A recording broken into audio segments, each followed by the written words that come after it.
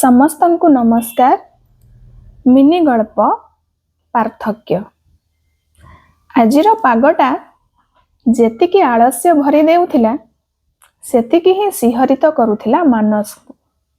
ଝରକା ସାମ୍ନା ଦେବଦାରୁ ଗଛମାନଙ୍କର ପତ୍ରରୁ ଝରି ପଡ଼ୁଥିଲା ବର୍ଷା ଟୋପା। ଅଦିନିଆ ବର୍ଷାକୁ ଖୁବ୍ ଉପଭୋଗ କରୁଥିଲେ ମାନସ। ସେପଟେ ରୋଷେଇ ଘରେ ପିଆଜି ଆଉ ପକୁଡ଼ି ଛାଣିବାରେ ବ୍ୟସ୍ତ ଥିଲେ ପତ୍ନୀ। ବାପା ବୋଉ ବି ତଳ ବାରଣ୍ଡାରେ ବସି କୋହଲା ପାଗରେ ନିଜ ନିଜ ଭିତରେ ଗପ କରିବାରେ ବ୍ୟସ୍ତ ଥିଲେ। ହେଲେ ପୁଅ ରିଷି କିନ୍ତୁ ଖାଲି ରୋଷେଇ ଘରୁ ବାହାର ଆଡ଼କୁ ଆଉ ବାହାରୁ ରୋଷେଇ ଘର ଆଡ଼କୁ ଏପଟ ସେପଟ ହେଉଥିଲା। ନା ସେ ଘରେ ବସି ଟିଭିରେ କାର୍ଟୁନ ଦେଖୁଥିଲା, ନା ମନ ଭରି ମାଙ୍କ ହାତ ତିଆରି ଜିନିଷ ଖାଉଥିଲା। ଲାଗୁଥିଲା ଯେମିତି ସେ ବର୍ଷା ଛାଡ଼ିବାର ଅପେକ୍ଷା କରୁଛି। ମା ସମସ୍ତଙ୍କ ପାଇଁ ପ୍ଲେଟରେ ଗରମ ଗରମ ପକୁଡ଼ି ପିଆଜି ବାଢ଼ି ଦେଇ ସମସ୍ତଙ୍କୁ ଖାଇବା ପାଇଁ କହିଲେ। ରିଷି କିନ୍ତୁ ଗୋଟିଏ ଖାଇଦେଇ କହୁଥିଲା, ମା ମୋ ପାଇଁ ଟିକେ ଅଧିକ କରି ରଖିଦିଅ, ମୁଁ ଟିକେ ପରେ ଖାଇବି। ମା ବି ତା ପାଇଁ ରଖିଦେଲେ। କିଛି ସମୟ ପରେ ବର୍ଷା ଛାଡ଼ିଗଲା। ଯଦିଓ ସୂର୍ଯ୍ୟଙ୍କର ଦର୍ଶନ ନଥିଲା, ତେବେ ଭିଜିବାର ଭୟ ଆଉ ନଥିଲା। ଜେଜେମା ବାରଣ୍ଡାରୁ ଯାଇ କ'ଣ ଗୋଟେ କରୁଥିଲେ। ମା ବି ଦ୍ୱିପହର ରୋଷେଇ ପାଇଁ ବ୍ୟସ୍ତ ଥିଲେ। ମାନସ ତ ସେଇ ଝରକା ପାଖରୁ ହିଁ ଉଠୁନଥିଲେ, ତାଙ୍କ ବହିମାନଙ୍କ ପାଖରୁ।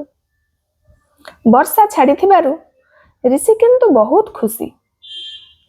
ଏବେ ସେ ଘର ବାହାର ବଗିଚାରେ ବୁଲି ପାରିବ। କିଛି ସମୟ ପରେ ମାନସ ବହି ରଖି ଝରକା ଫାଙ୍କରୁ ପୁଣି ସେଇ ଦେବଦାରୁ ପତ୍ରମାନଙ୍କୁ ଦେଖୁଥିଲେ। ହଠାତ୍ ତାଙ୍କର ନଜର ପଡ଼ିଲା ରିଷି ପାଖ ଘର ଗରିବ ପିଲାମାନଙ୍କ ସହ ବଗିଚାରେ ଖାଇ ଖାଇ ଖେଳୁଛି। ତାଙ୍କର ଆଉ ଜାଣିବାକୁ ବାକି ରହିଲାନି ଯେ ଖାଦ୍ୟଟି ହେଉଛି ପତ୍ନୀ ସୁରମା ତିଆରି କରିଥିବା ପକୁଡ଼ି ଆଉ ପିଆଜି। ସେଇ ପିଲାମାନେ ଗରିବ ଆଉ ଅସନା ହେଇଥିବାରୁ ସୁରମା ଆଉ ବୋଉ ସେମାନଙ୍କୁ ଘରେ ପୁରାଇ ଦିଅନ୍ତିନି ବୋଲି ରିଷି ବିଚରା ଓଦା ବଗିଚାରେ ଖେଳୁଛି। ସେମାନେ ଜାଣିଲେ ପିଲାଟାକୁ ଅଯଥା ଗାଳି ଦେବେ। ତେଣୁ ମାନସ ସେମାନଙ୍କ ପାଖକୁ ଯାଇ ସେମାନଙ୍କୁ ଘରକୁ ପଠାଇଲେ ଆଉ ରିଷିକୁ ପଢ଼ିବାକୁ କହିଲେ। ରିଷି ବହି ଆଣି ପହଞ୍ଚିଲା। ଏତିକି ବେଳେ ପତ୍ନୀ ଆସି କହିଲେ, ଶୁଣୁଛ, ଟିଭିରେ ଦେଖାଉଛି ଅମ୍ବାନୀ ପୁଅର ପ୍ରି ୱେଡିଂ ହେଉଛି। 1000 କୋଟି ଟଙ୍କା ଖର୍ଚ୍ଚ ହେଉଛି। ତା ପୁଅର ଘଣ୍ଟାଟା ନା 36 କୋଟି ଟଙ୍କା। ଆମ ପାଖରେ କୋଟିଏ ଟଙ୍କା ଥାନ୍ତା କି?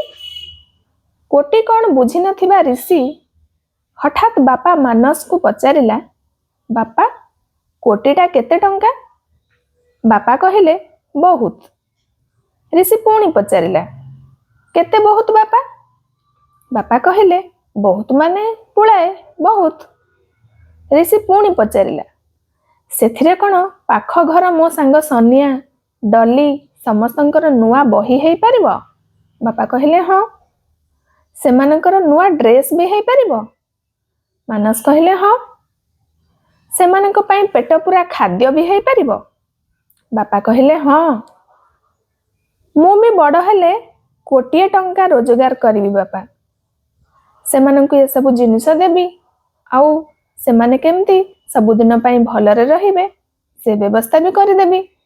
ରିଷିର କଥା ଶୁଣି ମାନସ ଭାବୁଥିଲେ, ଛୋଟ ଛୁଆର କୋମଳ ହୃଦୟ କେତେ ମହାନ।